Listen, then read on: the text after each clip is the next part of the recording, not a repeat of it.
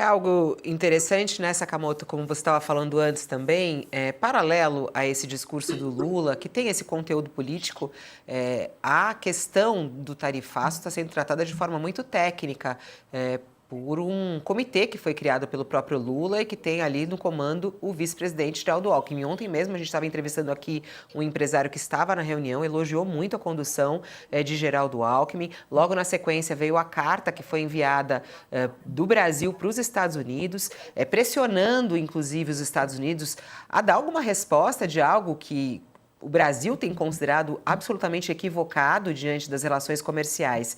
E aí é interessante também a gente ver, no meio de tudo isso, a postura do governador de São Paulo, Tarcísio de Freitas, que também a gente tem acompanhado desde o início. Hoje, na nossa página do UOL, tem uma reportagem aqui que é justamente com a fala do ex-embaixador Rubens Barbosa. O governador de São Paulo, Tarcísio de Freitas, prometeu buscar uma relação paradiplomática com os governadores dos Estados Unidos para contornar o tarifaço prometido por Donald Trump. No entanto, a sua margem de manobra é limitada e a tarefa de negociar cabe ao governo federal, é o que diz o Rubem Barbosa, o ex-embaixador, falando que o governador quer, né, sentar na janelinha nesse caso, mas não vai dar muito efeito. Ele pode até fazer esse levantamento. Mas a condução de tudo isso tem sido feita por Geraldo Alckmin, que continua nas conversas, né, e nas reuniões. Como é que tem sido essa negociação, pelo que você tem de informações, o Sakamoto? E qual deve ser a postura do Brasil? Aguardar agora a resposta dos Estados Unidos a essa carta? O que o Brasil deve fazer? Como é que está? Em que pé está essa negociação conduzida por Geraldo Alckmin?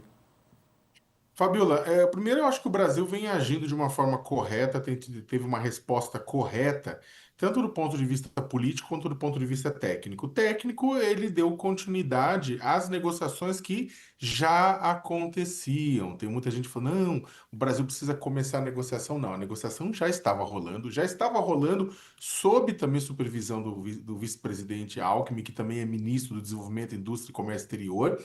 Desde que o governo Trump anunciou aquele tarifaço global, desde então tem havido conversas, negociações. O Brasil mandou propostas para os Estados Unidos que não foram respondidas, ou seja, não é a gente que se fez de doido no processo, é os Estados Unidos que não quis responder. E agora o vice-presidente Alckmin retoma, puxa as mesas de negociação, chama o agronegócio, a indústria, o comércio, chama a representação dos Estados Unidos, tem feito um diálogo em cima disso. Em cima da mesa, é claro. Eles estão mostrando tanto essa questão, tentando evitar a questão política, falou, olha, isso aqui não tem o que negociar, né? Isso aqui não vai ser negociado. Tem questões de, olha, se os Estados Unidos quer avançar, vamos avançar. Você tem etanol, né? Vocês querem reduzir, tudo bem, reduz aqui, mas vamos então, vocês reduzem as taxas de vocês sobre o açúcar brasileiro, que eles reclamam que a gente taxa o etanol, mas eles taxam o açúcar. Então vamos avançar em ambos os lados, né? Então, ou seja, tem elementos de tarifas de produtos que podem avançar. Está havendo também nesse diálogo, está havendo esclarecimento a respeito da própria atuação do Brasil nos BRICS, né, mostrando que não há uma intenção de acabar com o dólar, com a importância do dólar e tudo isso mais. Vai entrar, não tenha dúvida nenhuma. Me falaram que vai entrar nessa discussão as próprias questões da tentar esclarecer a questão das big techs, mostrar que elas não estão sendo sobretaxadas, que nada disso, mas que elas precisam seguir a lei brasileira e vai deixar claro que com relação à soberania e com relação que o presidente Jair Bolsonaro vai ter todo o direito à defesa, mas que isso não diz respeito não só a um outro país, mas também ao próprio Poder Executivo. Isso é coisa do Judiciário brasileiro. Enquanto está rolando essa parte técnica, né, o Alckmin está sendo elogiado, tudo isso mais, está tendo também uma resposta política. Por quê? Porque desde o começo da questão, desde que o Trump anunciou o tarifaço, o bolsonarismo está nas redes sociais, nos aplicativos de mensagem, vendendo a ideia de que a culpa é do Lula. Eles estão vendendo que a culpa é do Lula. Isso, inclusive, na pesquisa Quest, tem uma parte das pessoas que acham que a culpa é do Lula e o bolsonarismo vem vendendo dia e noite que a culpa é do Lula.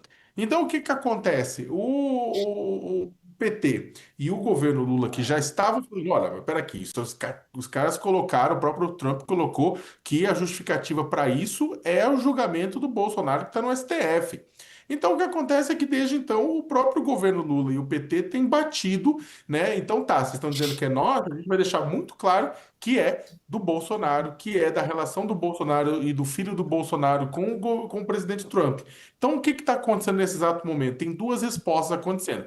Tem uma resposta técnica conduzida pelo vice-presidente Alckmin e tem uma resposta política conduzida pelo Sidônio Palmeira, né, da SECOM e pelo presidente Lula e aliados. Desses dois lados estão sendo, tá vindo uma resposta desses dois lados simultaneamente, Fabiola.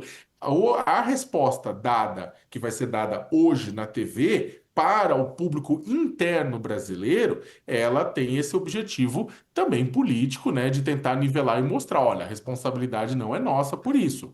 Né? A entrevista que o Lula deu para a CNN, para a sua repórter internacional mais importante, que é a Christiane Amanpour, ele também tem uma justificativa também política, de tentar. É uma entrevista internacional com um objetivo interno. É o tipo de entrevista que repercute dentro do Brasil. Então, é aquela entrevista que não está sendo dada para fora, está sendo dada para fora, mas com o objetivo de repercutir dentro do Brasil. É como os discursos dos presidentes brasileiros na Assembleia Geral da ONU. É um discurso feito para fora, mas voltado para dentro. E aí também, provavelmente o Lula vai fazer o quê? Nesse caso, vai dourar um pouco mais o discurso, não vai ter um discurso tão duro quanto tem nas redes sociais ou internamente, mas é um discurso voltado para dentro para também deixar claro: olha, o Brasil é soberano e as responsabilidades do Brasil dizem respeito ao Brasil.